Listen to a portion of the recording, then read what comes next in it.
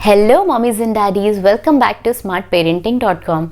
दोस्तों, आज हम बात करेंगे how to clean baby's nose. इससे पहले के वीडियो में मैंने आपको बताया था how to clean ear of the babies, जिसमें मैंने आपको प्रोसीजर सारा बताया भी है और प्रैक्टिकली भी आरएफ पे करके दिखाया है। बच्चों का हाइजीन मेंटेन करना बहुत ज़्यादा इम्पॉर्टेंट है। तो चलिए बात करते हैं कि कैसे हमें ऑन डेली बेसिस बच्चों के नोज़ को क्लीन करना चाहिए। एंड इफ़ बेबीज़ के नोज़ में कंजेशन है, स्टफ़ी नोज़ है, या फिर नोज़ ब्लॉकेज है, या सोते टाइम वो सही से ब्रीथ नहीं कर पा रहे हैं, उनके नोज से साउंड आ रहे हैं, इन दीज केसेस आपको कैसे नोज क्लीन करना है। So let's get started.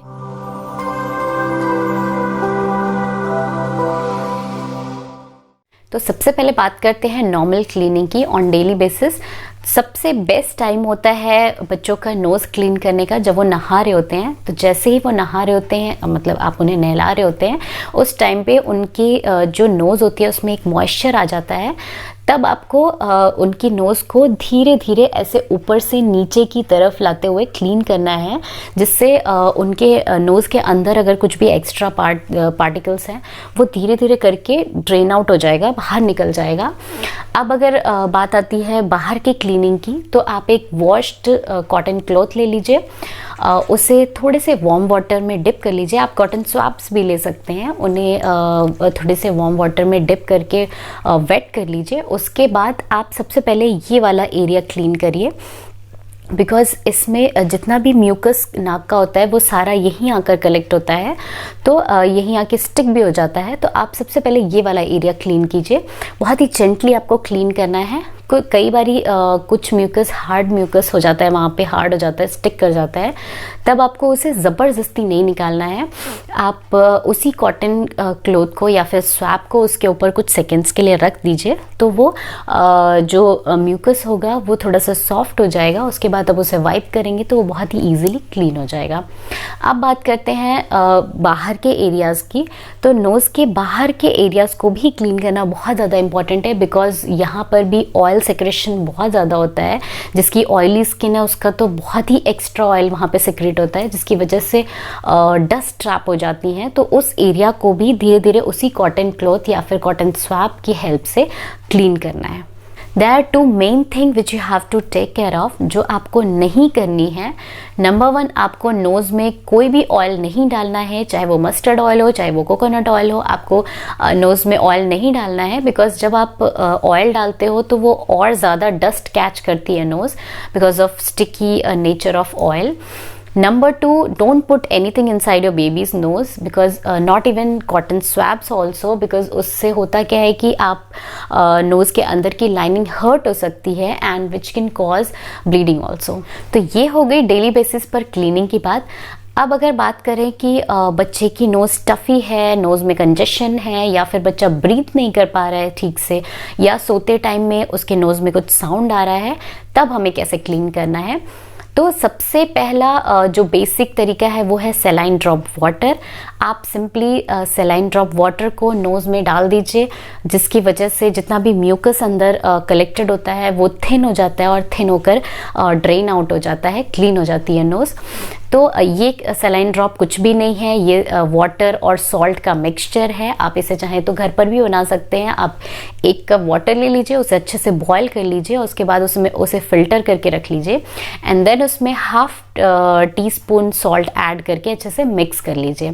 तो अब बात करते हैं सेलाइन ड्रॉप को हमें कैसे यूज़ करना है। तो जब भी आप बच्चों को सेलाइन ड्रॉप डालते हैं तो बच्चों का हेड ऐसे आपको ऊपर के साइड में कर देना है, सो दैट आप जैसे ही डालें वो बाहर ना निकल जाए। हेड ऊपर करने के बाद आप 2-2 ड्रॉप्स दोनों साइड में डाल दीजिए अकॉर्डिंग टू देयर एज। आपको लगता है कि बहुत छोटे हैं तो आप 1-1 ड्रॉप ही डालिए। तो 2-2 ड्रॉप डालते ही आप 30 to 40 सेकेंड्स बच्चों का हेड ऐसे ही ऊपर रहने दीजिए, सो दैट वो बाहर ना आ जाए और अच्छे से म्यूकस में म्यूकस उसको मिल जाए। और जैसे ही आपको लगता है कि म्यूकस अब थिन हो रहा है, वेट हो रहा है, देन आप बच्चों को साइड वे टर्न कर दीजिए या फिर ऑन स्टमक कर दीजिए, तो एक फ्लो मिल जाएगा म्यूकस को और वो ईजिली बाहर ड्रेन आउट होने लगेगा। और जैसे ही ड्रेन आउट होना शुरू हो, आप किसी भी क्लॉथ से उसे वाइप करके क्लीन कर दीजिए। इससे बच्चों के नोज़ का कंजेशन बहुत ही ईजिली क्लीन हो जाएगा और उन्हें काफ़ी रिलैक्स फील होगा। Now next is raise the humidity humidity, if you put moisture in the air around your baby, तो उससे भी जो म्यूकस होगा नोज़ का वो ड्राई नहीं हो पाएगा। आप सिंपली ह्यूमिडिफायर भी यूज़ कर सकते हैं, बच्चे के रूम में ह्यूमिडिफायर लगा दीजिए, इससे भी ह्यूमिडिटी मेंटेन हो जाती है, but not in reach of babies. उसे दूर ही रखना है सो दैट बेबीज़ उस तक ना पहुंच पाए।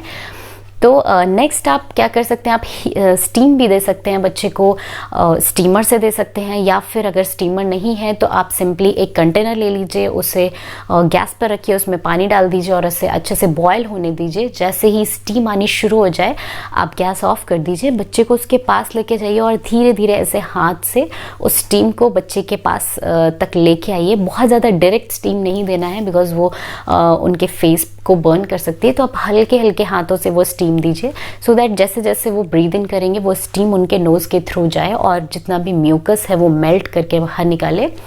आप सिंपली अपने वॉशरूम में, अगर आपके पास गीज़र है या फिर सोलर वाटर हीटर है, तो आप उसे ऑन करके टैप वाटर ऑन कर दीजिए एंड देन थोड़ी देर के लिए वॉशरूम का डोर क्लोज कर दीजिए। इससे जितना भी उस हॉट वाटर से जो स्टीम निकल रहा होगा उसकी वजह से वो पूरे वॉशरूम में फैल जाएगा वो स्टीम, और जैसे ही आपको लगे कि पूरे वॉशरूम में स्टीम फैल चुका है तब आप अंदर जाइए, टैप वाटर ऑफ कर दीजिए ऑब्वियसली, और बच्चे को लेकर के थोड़ी देर तक वहाँ खड़े हो जाइए सो दैट बच्चा जैसे जैसे ब्रीद इन करेगा तो जितना भी स्टीम वॉशरूम में फैला हुआ है वो उसे इनहेल करेगा, जिसकी वजह से उसके नोज़ में जितना कंजेशन होगा, जितना म्यूकस कलेक्ट हुआ होगा वो थिन होकर धीरे धीरे ड्रेन आउट होगा। तो आप उसे वाइप करके उसको क्लियर कर सकते हैं, इससे भी बच्चे को काफ़ी रिलैक्स फील होगा।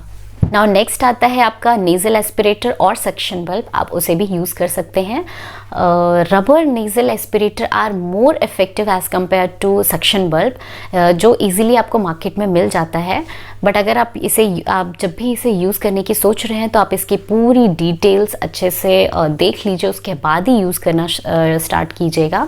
Most importantly always check suction power on your finger tip before applying on your baby. Personally I don't know much about it because अभी तक मुझे एज सच इसकी ज़रूरत नहीं पड़ी है। आरव को स्टीम से ही काफ़ी रिलैक्स हो जाता है, वो स्टीम बाथ देने से या फिर स्टीम एलिनेशन से ही काफ़ी सारे इफ़ेक्ट्स उसको पड़ जाते हैं, तो मुझे इसकी पर्सनली ज़रूरत नहीं पड़ी है। बट अगर आपको लगता है कि आपके बेबी को सीवियर नोज़ कंजेशन है, स्टफ़ी नोज़ है, उसे ब्रीथ करने में प्रॉब्लम हो रही है और आपको लग रहा है कि इसको यूज़ करना बहुत ज़्यादा इंपॉर्टेंट है, तो आप इसे डेफिनेटली यूज़ कर सकते हैं, ये सेफ़ है। बट अगेन आपको डॉक्टर से इसके जितने भी प्रिकॉशनरी मेजर्स हैं उसे आप कंसल्ट करने के बाद ही इसे यूज़ कीजिए। आई होप ये वीडियो आपको पसंद आया होगा, आपके लिए हेल्पफुल भी रहा होगा। बट स्टिल अगर आपको कोई डाउट है then you can ask me on my comment section. So आज के लिए इतना ही। Thank you for watching.